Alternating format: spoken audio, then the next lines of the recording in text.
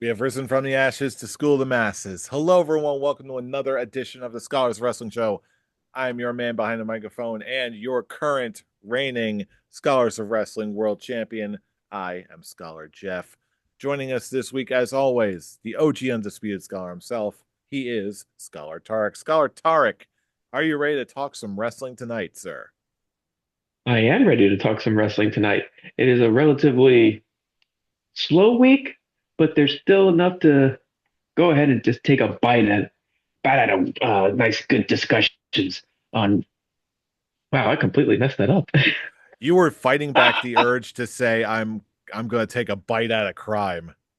No, no, I actually had nothing. I had no Prime build for that. 90s kid propaganda, right at work here. Oh, Jesus Kids, don't Christ! worry, you will get there. In the meantime, we also have, last but certainly not least, you know him, you love him. He is the one and only Scholar Pete. Scholar Pete, are you ready to talk about some wrestling? As I live and breathe. My tag team partner, it upsets me that you didn't introduce me correctly. Ladies and gentlemen, scholars of wrestling fans, let me tell you something. If you saw last week's show, you know what's coming. If you didn't, make sure you watch and then like and subscribe because you are looking at the current reigning AEW Collision World Champion. Is that? Oh my It's God! clearly the AEW Collision World Championships. Oh boy! Oh, And I you would like, silly I, goober. I completely flubbed my intro, and now we're having uh AEW Collision World Champion. What the what is happening with this episode so far? let me tell you something. We're not even a minute in. You're asking me. I don't know. I don't know anymore. To answer your question, my tag team partner, it feels good to be the champion, you know? I, the AEW was champion, you know? Again, I say AEW Collision Champion because I believe that AEW is the future of wrestling. If anybody watches the show, they know how much of a lover I am of AEW, and by God, I will be their Collision World Champion. Well, okay then. This is happening now. I'll What is tell you going on? what. You you can call yourself whatever kind of world champion you want, but you know what? On this show, in this very moment, there is only one world championship that is tried and true, proven to perfection. And there is you can call yourself whatever you like. You are a scholar of exceptional quality, my good man. But at the end of the day, we all want this.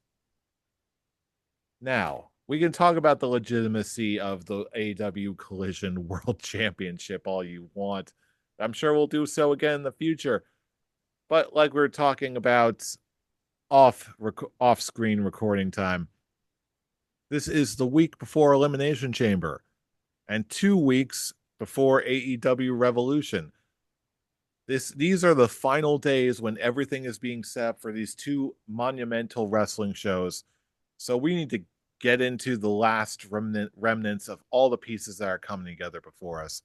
But before we get into the deep waters there, let's talk about the other major happenings in the week in the world of wrestling that was in a little segment we like to call Backstage News.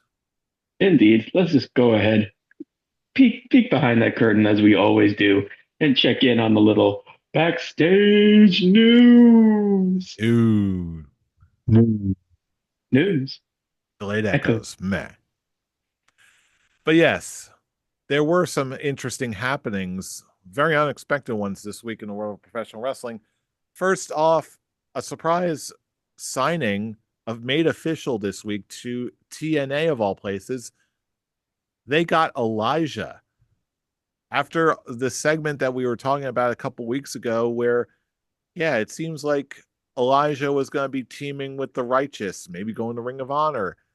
Turns out those reports were not true. He had not actually signed with Ring of Honor. That was not actually happening because apparently he had just signed with TNA, as was revealed on TNA TV this week, where he came out and came to the aid of Joe Hendry, of all people.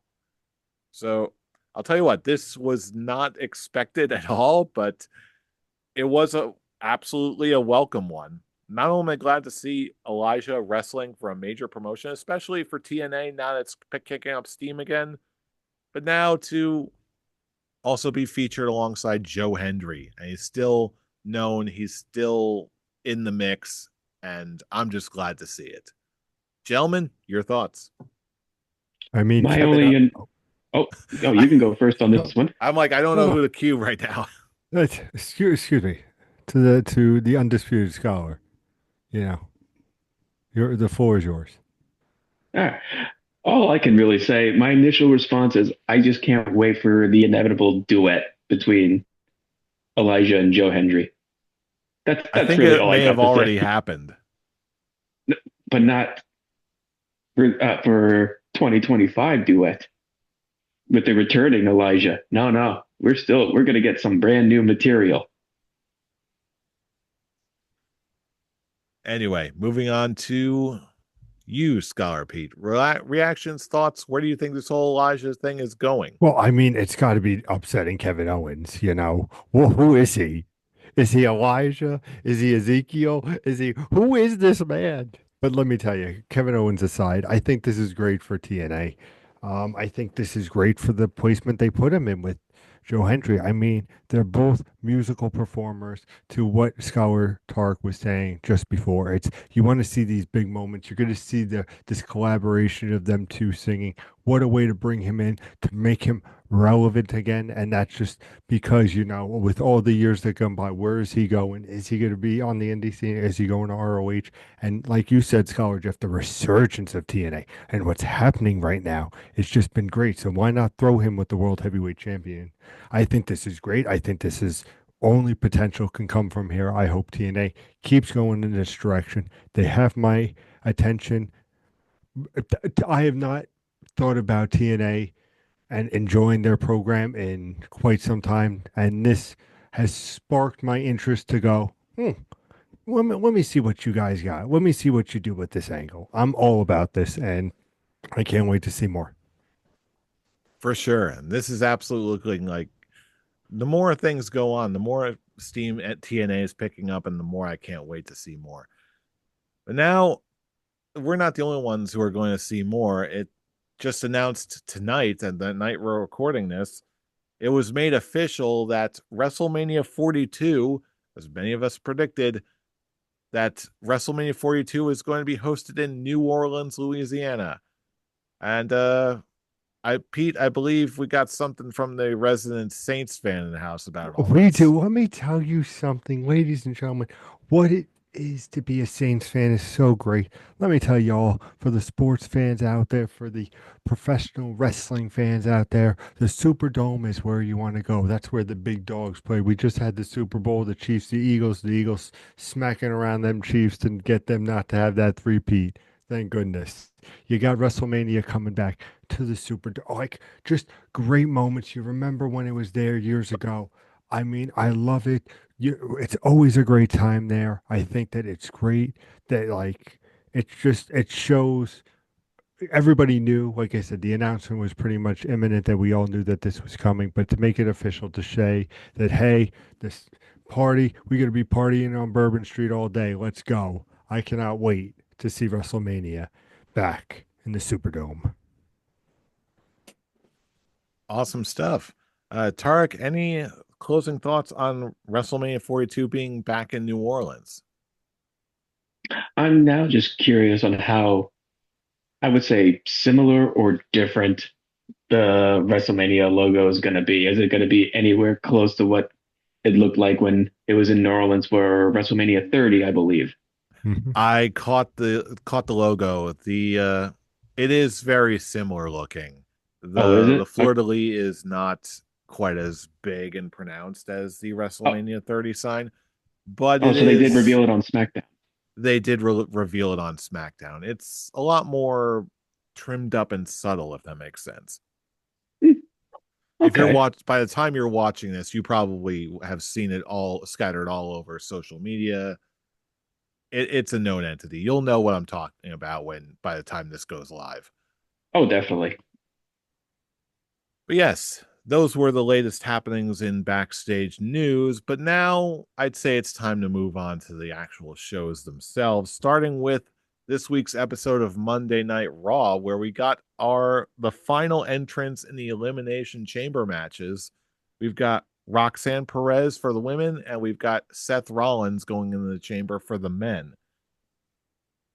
Gentlemen, any thoughts on this full array of talent for the men's and women's Elimination Chamber matches?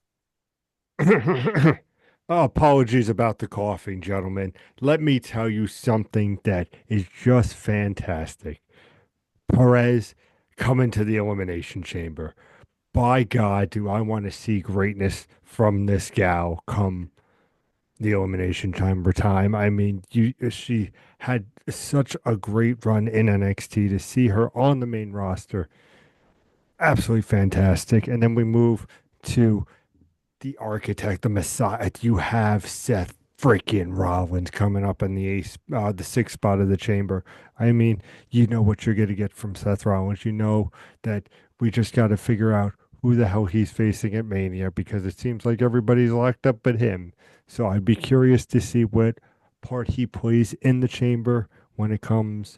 But two great matches. I did enjoy uh the bout with Rollins. I thought it was a creative finish. I was very pleased with this last week of qualifying matches and very pleased with the outcome. And I expect great things from both. I hope Perez wins the chamber, but and I know that Rollins will probably not win the chamber, but I hope he puts on a good performance. But those are my thoughts on that, gentlemen.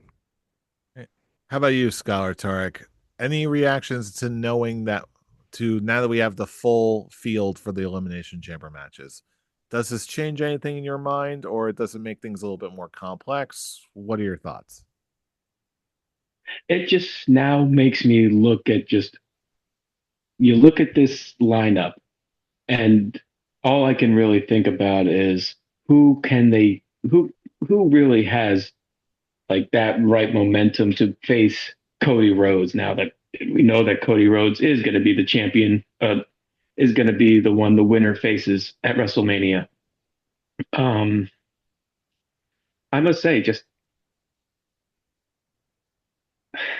looking at that lineup, it just I'm trying to think what would be that WrestleMania level match, and the only people that there's only three names that really come to mind, and that's just going to be John Cena, CM Punk, and Drew McIntyre. But unfortunately, I know it's not going to be McIntyre. They're probably going to try and continue setting up him versus Priest as much as people like the fans like me who was just thinking, oh, nothing against Damian Priest, but that's just I feel like that's a downgrade for Drew. But in the long run, I'm trying to think who can really go for the WWE Championship and make it really feel like a WrestleMania match. And the only two people that really come to mind is just either Punk or Cena, and that's the real toss up. As for Roxanne Perez, I'm going to agree with Pete, and I think I want her to actually win the women's chamber match. But Hmm. it's most likely they're going to set up her versus Bianca Belair if Jade Cargill doesn't come back anytime soon. Yeah, there's a lot of different possibilities that this could go, and it's very intriguing to me. I'm gonna need some more time to think about this one. I'm also, which is my polite way of saying I'm going to reserve my thoughts and official predictions for next week's prediction show for Elimination Chamber. So I'm just saying. you're not getting it out of me that easy. I just really Sorry. just now I just feel like this has to pull a scholar's quick talk. Now, like we have like that lineup for Elimination Chamber at the for the people who could face Cody Rhodes at Mania, and you're looking at the Jey Uso Gunther for the world title. Which one do you really see being that closing match for specifically night two, because that's the main event for the weekend. Cody versus whoever. Yeah, 100%. Yeah, Yeah, yeah, that I know that's the only real answer, but I just gotta really like look. It's like, oh, for the past few years, for the past couple of years, the Royal Rumble winner always had that main event. Yes, it was Cody Rhodes, but I'm trying to think who was the Royal Rumble winner before Cody? Let's see. let's see. So we got Cody 2 years in a row. Uh wow, God, I'm who like I'm actually blanking. That's how memorable it was. So that would be 2002. Listen, while you look that up, let me give my little quick thoughts. You have to know that they're going to do Jay versus Gunther night one because Jay's obviously winning the belt. It looks like it's going that way. And Scholar fans, just let me just say that as a champion here, I give my thoughts on predictions, unlike our current Scholars champion. I'm just saying, I am a fighting champion. I've always been a fighting champion. You're a Collision World Heavyweight champion, and when it comes to, I just think that, as he puts the belt away. well, it's just awesome. Here's my thoughts. Here's I Slowly putting away. can't damage the goods. Can't damage the goods. I'm sorry. Scholar Jeff, do you have a result for us? Yeah, for that year it was Brock Lesnar. Oh, well, okay, so that makes sense. And let's see, it was 2020 was Drew, and 2021 was, Was that Edge? yes, that was Edge when him and Danielson faced Roman. Hmm. So that also closed Mania. So like those past few years, you've had the Royal Rumble winner actually be the closing main event for Mania. And now this will probably be the first year in a while that the Rumble winner is not closing it. But it's because So that's not the real belt is the WWE undisputed belt that Cody has. That's always going to be the main belt, and that's always going to go on last. Whoever has that belt, that's what's going on last. If you're the Rumble winner and you're lucky to get that belt for WrestleMania, you're going to go on last, kid. But if not, you're going to be designated to day one. That's just how it is. And you heard it from your collision champion. I'll tell you what. Oh, with all this, I've heard a lot of talk, more so this year than many others, where there's all this talk about, okay, what does it really mean to have a WrestleMania main event or be a Royal Rumble winner and all that stuff in an era where we have 2 nights super shows, especially for WrestleMania, soon to be also SummerSlam coming to New Jersey. But really, I feel like I have no problem with this whatsoever. As a matter of fact, I enjoy it for one reason above all others, and that is it makes the Royal Rumble winners more unpredictable. Like we just saw this year.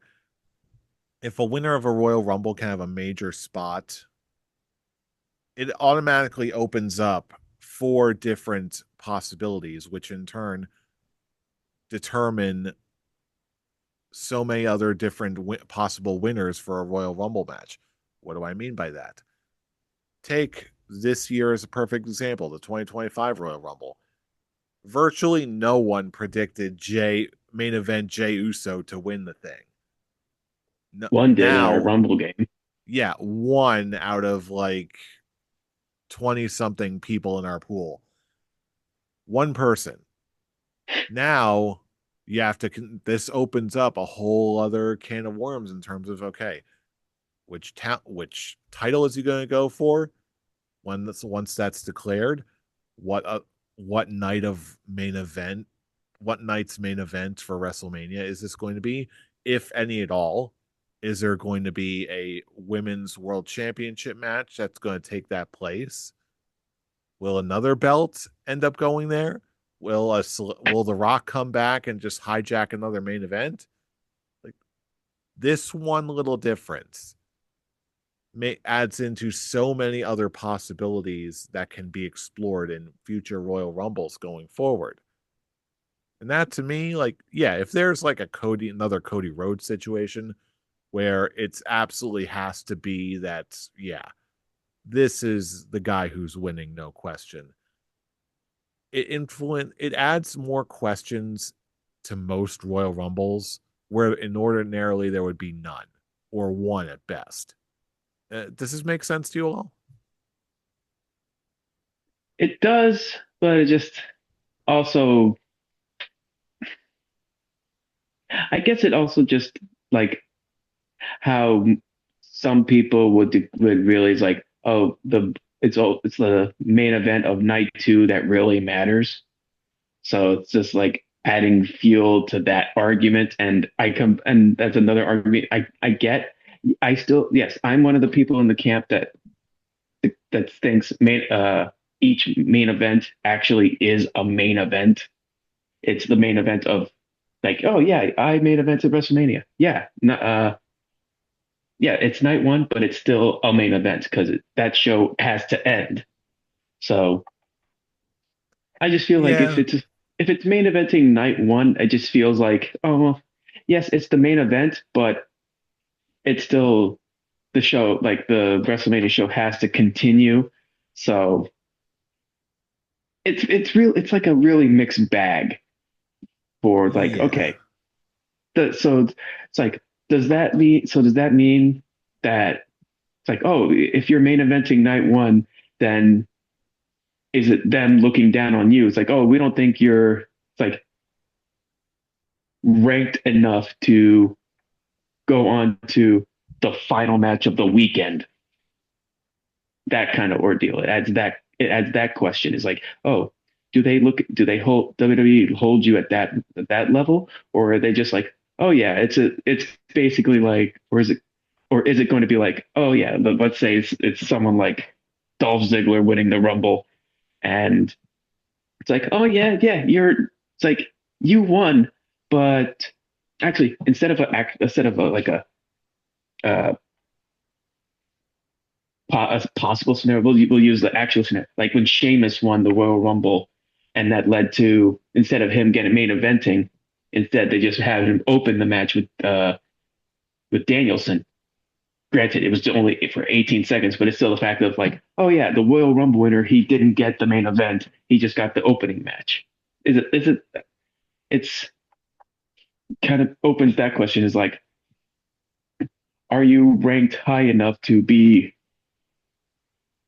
the one to end the biggest show of the year? That kind of whole ordeal. You understand what I mean? Yes. 100%. I get what you're saying, Scarlet Tark. I mean, the only argument I would say is you forgot to mention the beautiful AJ Lee that was at ringside at the Sheamus Daniel Bryan match, where is the only reason why people watch it. The terrible thing about it being 18 seconds was that's as long as AJ Lee was out there. So that's the only critique I have of what you said, but I understand what you were saying. Yeah.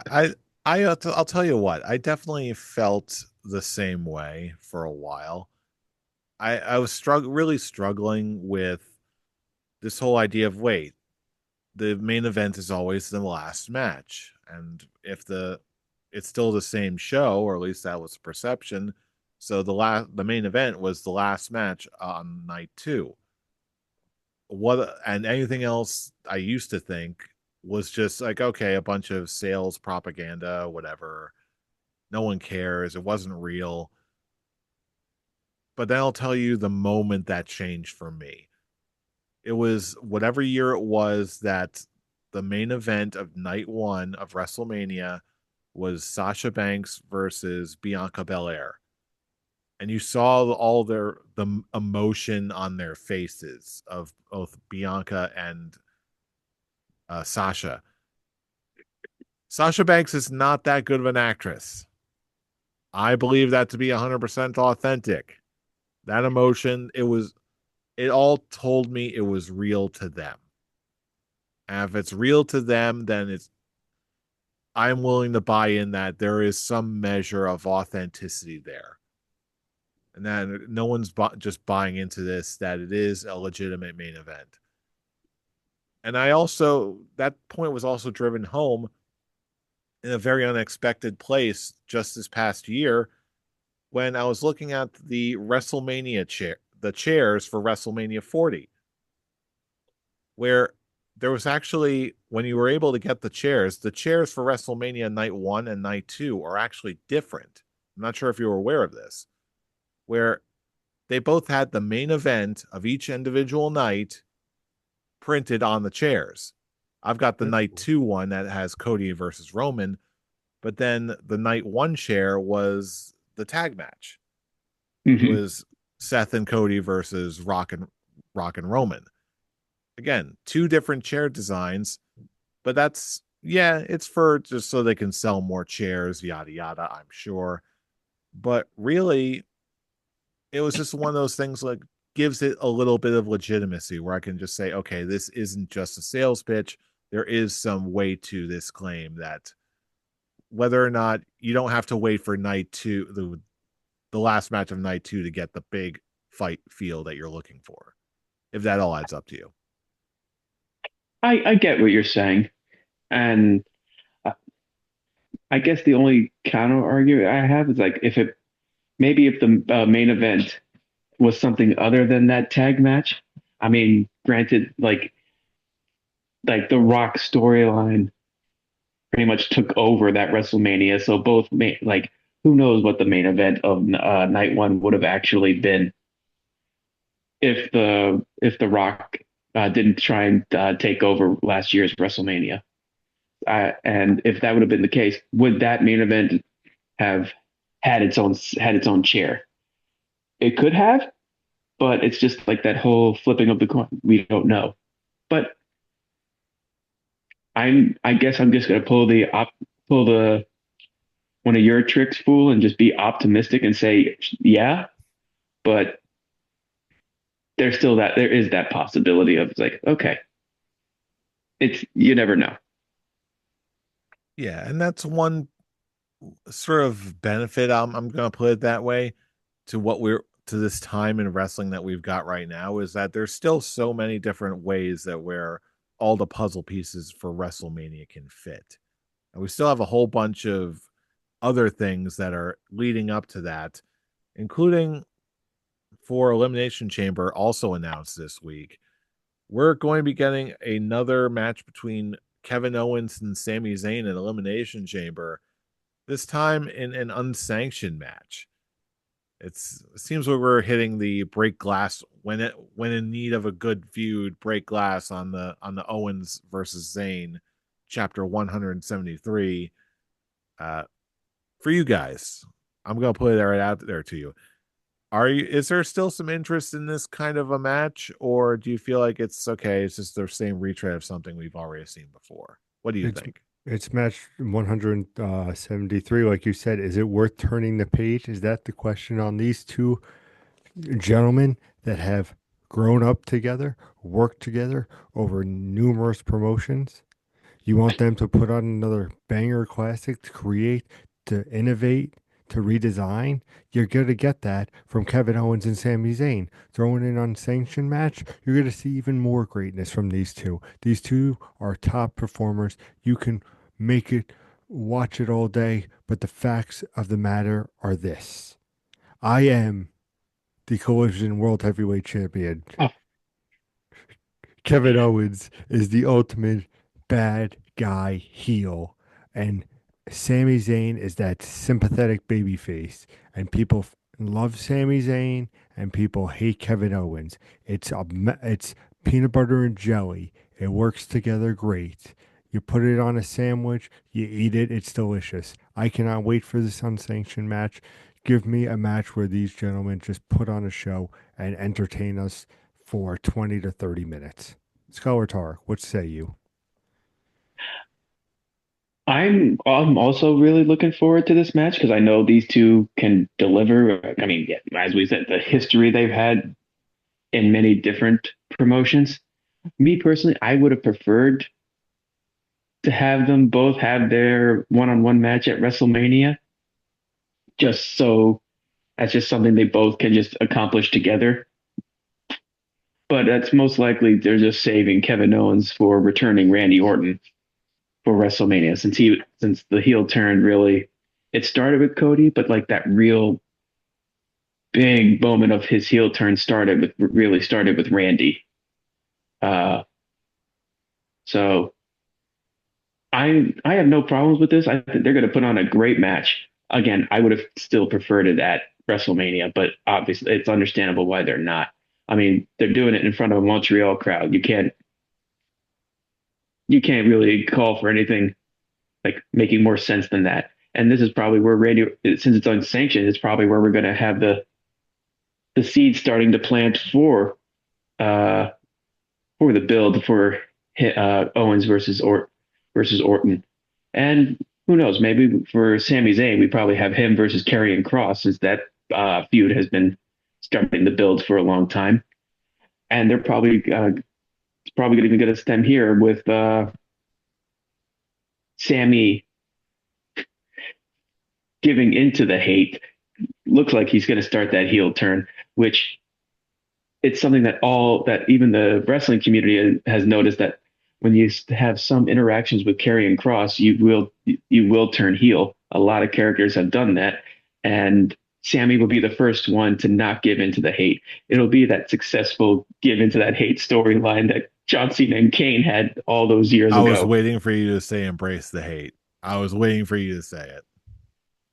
It makes sense though, because really, Cross's story is the whole is embrace the hate. So it just makes sense that it would be for someone who is such a good person like Sami Zayn, who is getting those small tastes of wanting to actually embrace it with what Owens did to him. So there are seeds planted for that one as well. So as like I said, as much as I want to see them go at it at WrestleMania to continue that story, it makes sense where they actually have their own separate directions afterwards. So I'm really looking forward to seeing where they go from here when it comes to that build. And I'm looking forward to that match at Elimination Chamber. Absolutely. But meanwhile, that's not the only place where some serious matches are being set in stone for the upcoming weeks. Because we also had some major developments coming us through AEW on Dynamite this week. Most notably of all, I'd say, is made official the match between MJF and Hangman Page at Revolution. Uh, Tarek, I believe you mentioned before we went on air that this was definitely your segment of the night, of Oh, the segment of the week, rather. this they're back their face to face that happened on Dynamite. It was hands down one of my favorite things that came out of this week in wrestling. Just just showing the depths of each of these characters, how similar they are by similar and opposite they are, and just adding so much of the lore that they've had since the beginning of AEW. Oh, it was that whole segment was chef's kiss for me. I am I'm really looking forward. That's another. It was basically another showing of MJF and Adam Page being continuing what I talked about last week, being these top stars that are on that level that they're in the world title picture. They're the faces that you can really push the AEW name on it with someone like the Will Ospreays and Kenny Omegas, which makes it great with Osprey not even being here, just showing they do have the stars that enough stars to put on this show where your other stars can just take a break and not have to be on that one, and it's not going to affect the show whatsoever. So looking at the Dynamite show as a whole, they're in that real like on that trail of actually really finding their momentum and really building up the heat that AEW has been desperately needing for the past couple of years, ever since Triple H took over creative in WWE. It's now nice to see AEW finding basically standing back up on their own 2 feet and being their own separate thing and not having to be one of those things that just, oh, excuse me, that just relies on, trying to find the right word for this, relying on referencing like something like WWE. They can be their own thing and have it make sense and have it be where it's actually intriguing to us, the audience, to seeing where these characters are and how, like in MJF's case, how he is a complete and utter douchebag, but he's also he's using that as a mask to say, I want the respect from the audience, even though I'm wearing this mask, saying, oh yeah, to hell with these people. I don't really care what they think.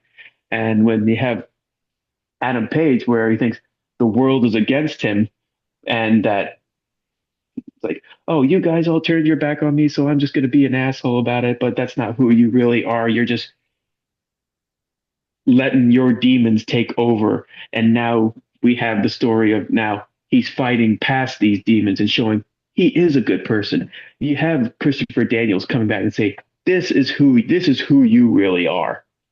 And oh, I just was like, oh man, I'm loving these characters. I'm loving how not one dimensional, but really how just 3 dimensional they are. And I just can't wait to see where they continue on from here. Pete, what about you? Did it may I not have mean, been on your show Collision, but did you happen to catch this segment this week? of course, me being the AEW Collision World Champion. Of course, I'm all up to date. And let me tell you something, gentlemen. You know what this reminds me of? Let me take you a little on a stroll about a Chris Jericho, Shawn Michaels WrestleMania feud. I feel like it's got that energy. I feel like these are two just great performers. You see it on the mic, you see it in the ring. I cannot wait to see what these gentlemen come up with. Like Scholar Tarek said before, an undisputed scholar, might I add, in Scholar Tarek, is that it's these two are two members that can go against the Will Ospreys, the Kenny Omegas, the top tier of what AEW is. But this is just going to be a great wrestling match. It's going to be a great performance from these two. I think it, like Scholar Tarek said, it's the promos this week was great and just the diggings. And I think that this is definitely my most anticipated for the AEW match coming up. I mean, I don't know what I'll be defending my title against, but for right now, MJF and Hangman is the way to go. For sure, for sure. But You're going to be defending that title? we'll find a way. I should listen. Hey, CM Punk during the latter portion of his AEW time, he had his real world title and he defended that. So if he can defend that, I'm sure we can find a way that Pete My belt for your belt. will. Let's go. My belt for your belt. Oh no, no, no, no. This is not the way it works, and not never shall it work. But that being said, there's as unexpected as all that was, you bring up a good point where Tarek, where yeah, there definitely is a lot more playing into the strengths of AEW, especially lately. And nowhere is that more clear in my eyes than the recent announcement of another match for coming up for Revolution, a challenge to Mercedes Moné that was accepted by Momo Watanabe. Watanabe. I'm sure I'm mispronouncing that name horribly. Sorry, Joshi fans. But I gotta admit, when I heard this was happening, this one kind of caught me off guard. I did not expect to see someone like Momo Watanabe on AEW TV, but from what it looks like, here we are. What do you Looks like we're think? going to be seeing her. We're going to be seeing her next week on Dynamite for another face-to-face between her and Mercedes Moné. Yeah, I think this is what I find interesting though. Like it obviously AEW is no stranger to having Japanese women's talent, Joshi talent coming through AEW. But rarely have I seen it this abrupt. Like at least with their other bombshell announcement, we got weeks of promos and segments with Mina Shirakawa for instance. We got to know her.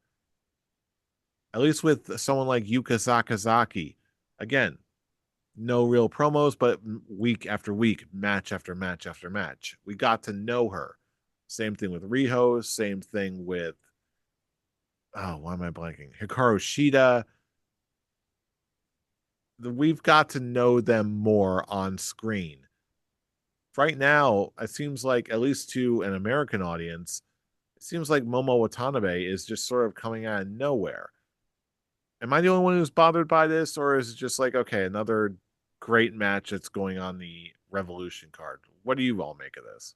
Well, look, from what I understand, she won like a match to go for any title she wanted. So it's as abrupt as it is. It's like, oh, at least there actually is. It's not just out of the blue. It's just, oh yeah, I want a match. I can pick any title I want, and I don't know, I don't know which title that is for Mercedes Moné. Is it the TNT, the TBS Championship? I didn't catch which one. I wouldn't be shocked, however, if it's not for the TNT Championship. It's probably for like New TBS. Japan Strong TN or something. Whatever. You know what I'm talking about. Just don't worry, one of the I made other that more mistake too. international titles that Mercedes is carrying around. I Listen, have Mm. a whoever feeling. carries around belts, win a real belt. You know what I mean? Be like the defending collision champion. Hey, we can't all be the AEW Collision Champion, Thank Are nor you we gonna for get should in we. trouble finally, for this? thank you for finally 45 minutes into the show introducing me as the AEW collision champion. Thank you. I didn't introduce you that way. I just said can't all be the AEW Collision Champion. But you acknowledge that I am. I acknowledge that the title exists, and we cannot all be the AEW Collision Champion, can we? No, we cannot. There, let's leave it at there. Let's keep it friendly and civil, shall we? Of course, But of yeah, course. I don't see. Long story short, I don't see Momo Watanabe challenging for the TBS Championship. I still am totally convinced that that is eventually one day going to go to Harley Cameron. I feel like that she's done too much. Even if she didn't get it in Australia, it's coming her way down the pike at some point. And there will be a return match. But as I far could, as this yeah. goes, yeah, but as far as this goes, you're right also, Tarek, in the sense where at least there is some history. When I was talking about it coming out of the blue, I was talking strictly in terms of how the North American audience knows who Momo Watanabe is. There hasn't been too much, if at all, exposure on American television. But if there's one thing that AEW does do, and what Mercedes herself does well, is work with Joshi wrestlers. They get great matches out of each other. So that alone is sort of like piquing my interest, even if we don't get a lot of the same levels of other elements that we normally would in AEW. I think it's just because of how Mercedes Moné has been being booked recently. It's kind of just, it's not all that thrilling to me. I'm just, I don't know. I, I can't even really think of like explain it. I guess just her, I just don't want this to basically be a Jade Cargill all over again and just be like, all right, how long can she hold these titles for? We're going to do the belt collector 2.0 with Mercedes Moné. And that's why I think we're not going to get that this time around. That's why I think that she's going to start losing belts pretty soon. I think Momo Watanabe is probably going to be a good solid way to get at least one of those belts off of her. And you've already heard my prediction about who the TBS championship is going to go to. But hey, time will tell if I'm right at all. Mercedes Mounier, my And there it is. favorite wrestler. Ladies and gentlemen, she's not losing the belts. It's going to be a great match. She's going to gloat that she had a great match. She keep all the belts, and we're all going to go because Tony Khan and Mercedes Monet will forever be linked as champions. But the real champion is right That's it. here. You're Yes, just yes, trying so yes, hard to he get that is. over, aren't you? Yes, he is. But be that as it may, there was also one more title in AEW that was also locked in. We also have just on this past week, we had Orange Cassidy become number one contender for the International Championship. But there was also another challenger waiting in the wings for Takeshita. Tark, you were talking about before we got started recording tonight. Break this all down for us, if you please.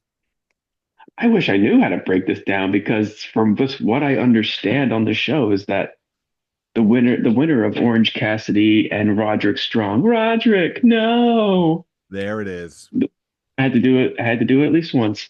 The winner of this match faces Takeshita next week, and the winner of that match faces Kenny Omega for the International Championship at Revolution. And I'm just like, wait, what exactly did I miss? That Kenny Omega is pretty much I'm going to reference Mortal Kombat. How does he get the top of the pole here? And Takeshita is pretty much is like the Shang Tsung to Kenny Omega's Shao Kahn ranking here. I was like, how is the champion not the final match? What is there something that I missed in how this was set up? Was there something on Collision that I missed? And I'm not just saying that because Pete's trying to push this Collision World Championship on this You know show, what? but That's a very good point. Let's defer to the self-described AEW Collision Champion because after all, if anything noteworthy were to happen on AEW Collision that we should know about, the AEW Collision World Champion should be the premier source for all that sorts of information. So, with that that is all being said, true. let's all defer to the AEW Collision World Champion. And I want you to tell us firsthand what happened on AEW. Was there anything that happened on AEW Collision, our world, from the world champion that led up to this international championship match? What happened on AEW Collision World Champion? Let me tell you something. I, I mean, it's a funny story. I got, I got to the stadium, and as I always do, I prep by taking a 30-minute shower. Write this down, Scholar fans, for best quality performance. You take a 20-minute hot shower, followed by a 10-minute cold shower. That gets you 30 minutes. But alas, in those 30 minutes, I have missed what happened.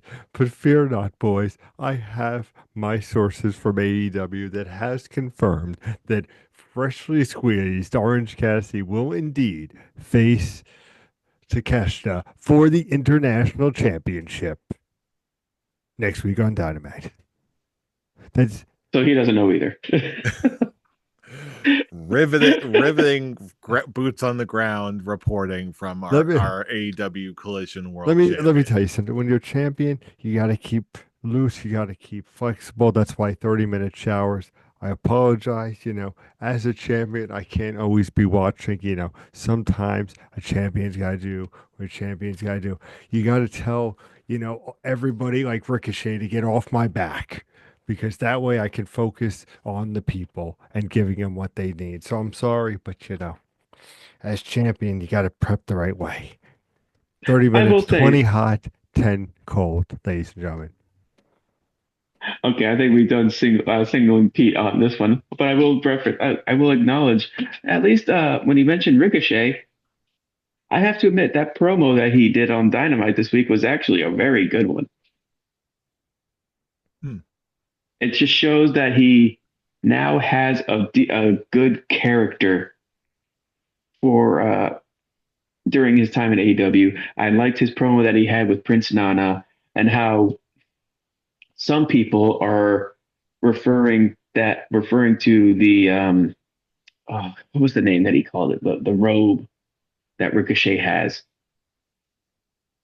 Oh, it had a name. I don't, essentially that robe as AEW's Ulafala, and just how Prince Nana and that in this promo gave so much history and lore to that robe that when you have him basically asking Ricochet for it back and Ricochet pulling a Brock Sampson and just going, "Go ahead, take it from me." I'll tell you what, that was the only time I've ever actually been remotely intimidated by Ricochet at all. And like, where's this dude been on my TV? Where have you been? Where's this guy been on for the past 5 years? What the hell? I, it definitely was a very star-making promo that he did, and just showed that yeah, he is a very big deal in AEW right now, and I'm looking forward to see where he goes from here. And the inevitable rematch between him and Swerve for that robe is going to be just a really good one. For sure. But now in the latter portion of our show, again, we are recording this on a Friday night, right as SmackDown is going on.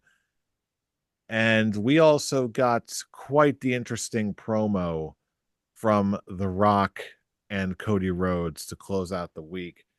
He was hyping up the appearance today, but we weren't quite sure who he was going to talk to, go after. He certainly announced WrestleMania 42 coming up next year, but for the here and now, he wanted to talk to Cody Rhodes, as it seems. And he was very complimentary toward Cody. He was even mentioned that they were friends. But now he also mentioned publicly that he was on the TKO board of directors. And right now, he said he loves what Cody Rhodes has been doing as WWE champion, but now he wanted Cody to become his champion. He wanted Cody to become The Rock's corporate champion, it seems, where he Oh dear, promised him the moon and the stars. He would make sure that his family got whatever they wanted. He would make their dreams come true. But all he would need to do is just agree to become his champion. Very interesting. A lot of callbacks to the first time The Rock actually became WWF champion back in the day by selling out and becoming the corporate champion with Vince McMahon. So a lot of parallels there. And Cody, the look, go back. I know we were recording at the time, but go back, watch this segment, and just see the look on Cody's face where it's like, okay, he can rally against the man. He can fight back against an oppressive system. He can fight for everything that he wants. But what happens when the devil that he fought is now offering him every single thing that he wanted? The every single thing that he would ever fight for in life, in his professional career, is all just being offered very gently, very plainly, very warmly, with that same Hollywood winning smile that The Rock always delivers. There's a chance of, oh, there's something here. There's ever more plateaus to reach. There's ever more money to make, a future for my family. All he needs to do is just pay a little cost. Are you going to sell out? Are you going to sell your soul? What will Cody do? What can he do? The only thing that was for certain is that The Rock demanded Cody's response to his face at Elimination Chamber. I know it's very early on yet. There hasn't been much elaboration. There's been no elaboration at all beyond what I just told you and what we saw on TV tonight. So I guess the only way we can put this right now is I guess that's not really a scholar's quick talk, but in brief, what do you think Cody is going to do? And what is this going to mean leading up to WrestleMania? I have no idea. And you know what? That is I got actually very fair. Like, again, it's no secret I'm an avid listener to the Busted Open radio show on Sirius XM. There was a lot of speculation from Dave LaGreca and Bully Ray about, okay, what are some things that The Rock and Cody Rhodes can do? How is this going to lead up to a WrestleMania match? What matches is this going to lead up to? Of all of the options that they explored and everyone, all the calls in and everyone else we've heard from all these different fan perspectives, none of them mentioned something like this. It's almost it almost spits in the face of everything we were expecting. Like we were expecting a Savage Rock, but no, we see the Rock waltz in like the devil ready to make a deal. I don't think that's one thing that anybody saw expecting. So I feel But like isn't that we all got collectively disarmed with this. Yes, but Pete. isn't that the point of The Rock? I mean, that's what it is. Look at last year, how they pivoted when they were like, no, Rock, you are not taking Cody's moment. This is his moment. We have been here for him for the last 23 months, and you're not taking it away from us at month 24 when he's about to win the undisputed world heavyweight championship. Like, you're not doing that. And for him to come back, everybody's thinking, oh, what's going to happen? What's this going to happen? And for him to just go like, hey, Cody, like, I'll give you everything. Just let me know at Elimination Chamber. What that means is what Elimination Chamber just got a whole bunch more interesting because now there's so many components to it. Who's walking out of the chamber? What is Cody going to do? Y'all forget too, Paul Heyman still owes CM Punk that favor. What could be that favor? We still need to figure that out. Is that long-term booking or is it something coming now? I mean, you have all of these options, all these possibilities, and take it from me, the AEW Collision Champion. I mean, it's something where The Rock's going to come in and dazzle because he's gonna be like, oh, you think we're gonna do ABC? No, we're actually doing XYZ. And that's the interesting thing that comes because Elimination Chamber, though having great matches now on the card and a must see if you are a wrestling fan, shaping up to be a great PLE right before Mania. But it's what happens, what is the fallout, how is Cody going to crack? Is what's going to happen with The Rock? Is this going to set up Rock and Roman? Is this going to set up Rock and Cody? What's Cena facing off The Rock at Chamber? Is that a possibility? There's so much we could expect, so much we could take from this. But the part that I will stress is it's The Rock saying, you think you know what I'm going to do? And then it's me flipping the script on you guys. He's a smart businessman. It's why he is a part of the board of directors. All right. How about you, Scholar Tark? Any early thoughts on how you think this might end up going? I just don't. The only thing I'm sure is that he's not going to take the deal. I can't see them turning Cody heel anytime soon. He's too popular with the young crowd for him to be The turning kids. heel. It's not. It's. I'm not saying he's never going to turn heel.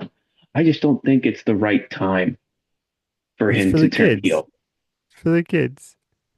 For the kids. Yeah, exactly. It's for the showdies. But yeah, the only thing I'm pretty sure is that it's going to be like the Rock's the banker, and it's going to be a no deal for Cody Rhodes.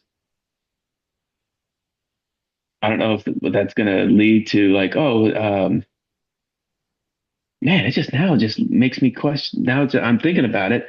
What is that going to mean for the winner of this Elimination Chamber match?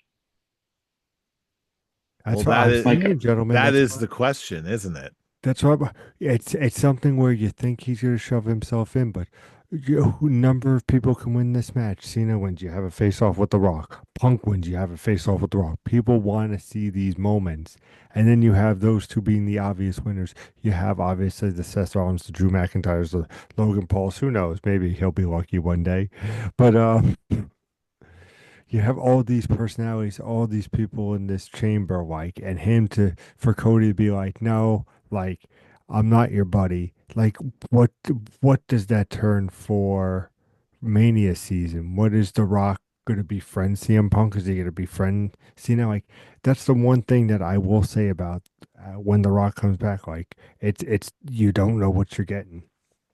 It's gonna be crazy. And just saddle up, everybody. It's gonna be a great time. It's a great Now, time. just to answer your question on what you asked before, Pete, it's like, will CM Punk's favor to Paul Heyman play into this? Will the favor be him talking with The Rock and Punk taking that deal to get himself in the main event at WrestleMania? Something that he's just so desperately wanting. So now there's just layers to this. Oh yeah, I'll tell you what, there is so many different ways that this can go, but you know what?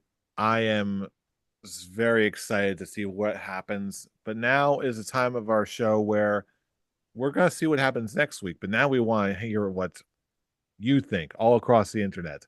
YouTube comments, Facebook posts. You know the drill. Everywhere we are, we want to hear from you. Especially if you want to join in the conversation yourself, we're still very much present on Twitter. I'm not calling it X. You know what it is. You know what it's about. And you know we're going to be there too. Fool, if they want to reach you, where can they reach you?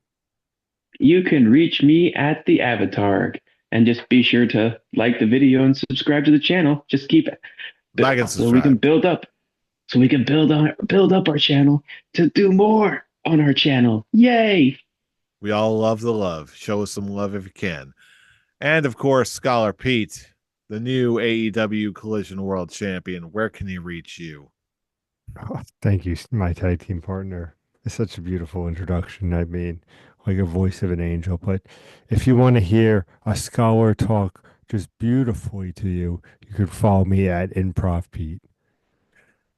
And you can also check me enjoying all of this banter back and forth at I'm Robbie Rage. And for all of these relevant social media links and much, much more scholars goodness, you just check us out. The link tree and let me run that by again. Check us out at our link tree in the description box below. That's linktree/scholars of wrestling for more scholars goodness. Because you know we got more of it, and we're always gonna have more of it. And we're going to be bringing you more of it next week, leading up just in time for Elimination Chamber. But you already knew that because you know who we are. We are the Scholars of Wrestling, and you have just been schooled. You're You're welcome. welcome. Um, See you all at Elimination Chamber.